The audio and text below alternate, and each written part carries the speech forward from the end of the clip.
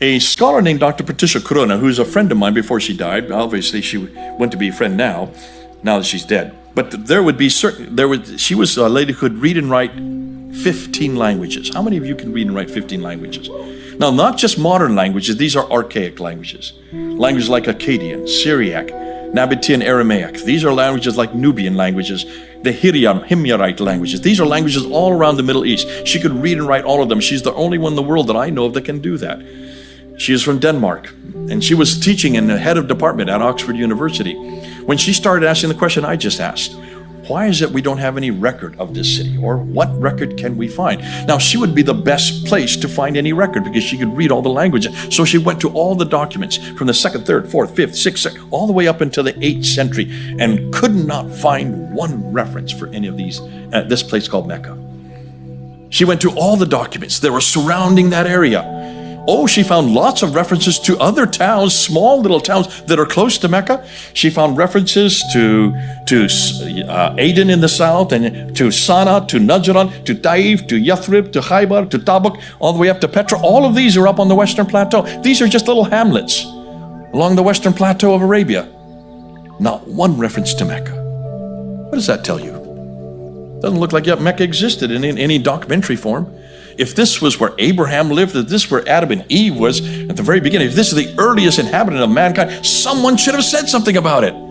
So she went then to the documents of all the people that were there, that were from those different societies. So she went to the Himyarites, which are in what is Aden today. No reference to Mecca. So she went to the Assyrians. No records of Mecca. She went to the Romans, no records of Mecca. She went to the Persians, no records of Mecca. She went to the Nabateans, way up in the north, no records of Mecca. She went to the Nubians, right across the Red Sea, no record, not one word about a place called Mecca. Not one word. Until she found a document. The Apocalypse of Pseudo-Methodius Quintoniuata, written in 741 AD. 741, that's the 8th century AD.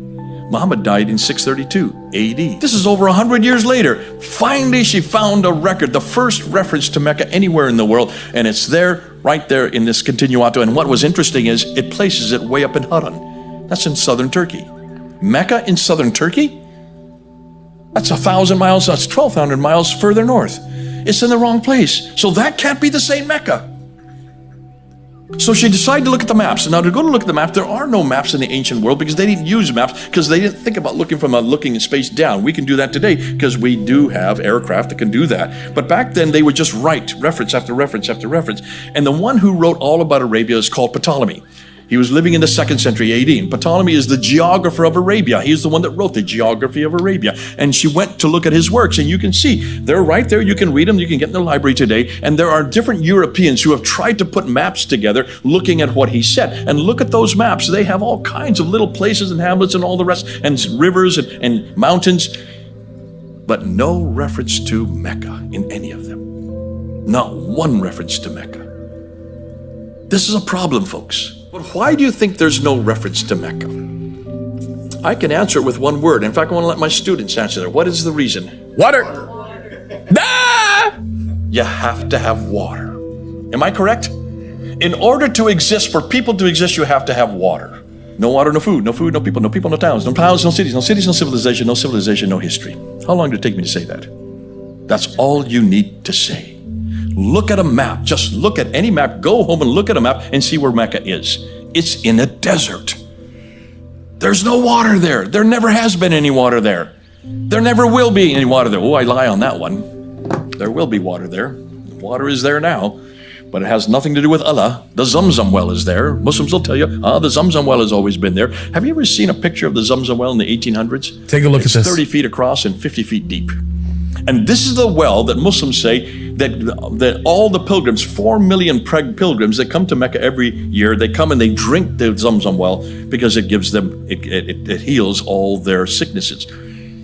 This is the well that everybody wants you. You go to any bookshop here or any Islamic center and go on their shelf, there's always Zamzam water for you to drink.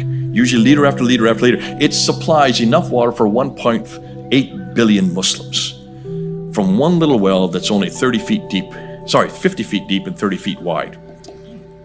Don't worry, Muslims will say because Allah supplies it.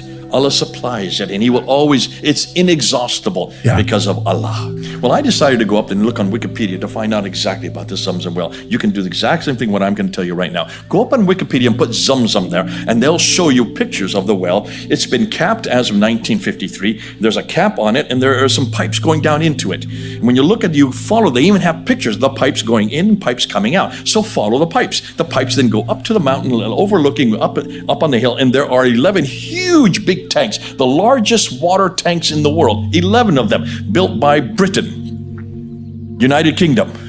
Now follow the water from the tanks to their source. They just follow the waters, and they start going down the mountain, down to Jeddah, on the Red Sea. And you look and see where those pipes go. They go to these big desalination plants. The largest desalination plants in the world are right there in Jeddah, built by Bechtel Corporation, Kansas City.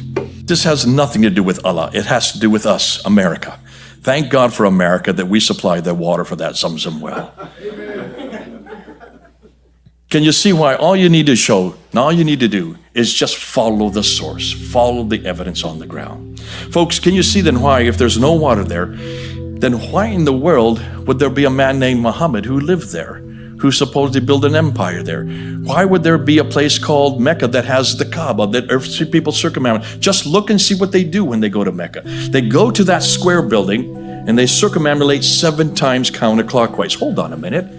Ask any Muslim, why do you circumambulate around a square building 7 times going counterclockwise? Wouldn't you rather go clockwise like everybody else does? And 7, where does the number 7 come from?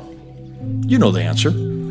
Jericho. Judaism. Jericho. And who circumambulated 7 times going counterclockwise? You said it. Go ahead, say it a little louder. Jericho. It comes from Jericho. It's the Jews who do that. They do it, and where do they do it? And where were they doing it in the 7th century? And where were they doing it prior to the 7th century? Before the temple was destroyed, they did it at the temple in Jerusalem, Mount Moriah. Mount Moriah had the Kaaba. Kaaba is the same word in Hebrew. It means cube.